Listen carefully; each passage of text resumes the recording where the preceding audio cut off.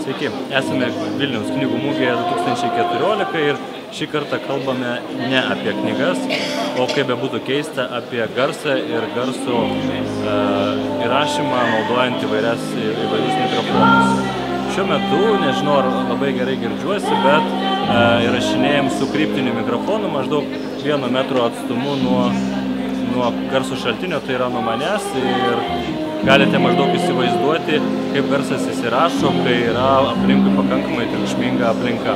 Netrukus pasižiūrėsime, kaip garsas įsirašo, kai naudojamas yra prisegamas mikrofonas. Štai dabar įrašinėjame toje pačioje vietoje prie tokio pat triukšmo, bet naudodami, kaip matote, prisegamą mikrofoną, ir turėtų šiek tiek garsas skirtis nei įrašinėjame prieš tai su kryptiniu mikrofonu, kuris buvo pritvirtintas maždaug 1 metro atstumu prie filmuojančio fotoaparato. Taigi galite patys įvertinti, kokie yra skirtumai įrašinėjant su skirtingais mikrofonais.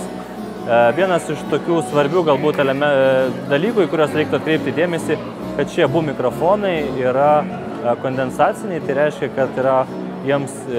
kad jie veiktų reikalingas papildomas maitinimas, kuris sustiprina signalą. Todėl įrašinėjant triukšmingoje aplinkoje gali būti, kad jis įrašys ne vien tik tai jūsų ar kito žmogaus kalba, bet ir aplinkinis triukšmas, kadangi signalas yra gerokai sustiprinamas papildoma elektros srove. Taigi, 2 skirtingi mikrofonai, kryptinis ir prisegamas, bet tuo pačiu abu panašus, nes yra kondensatoriniai.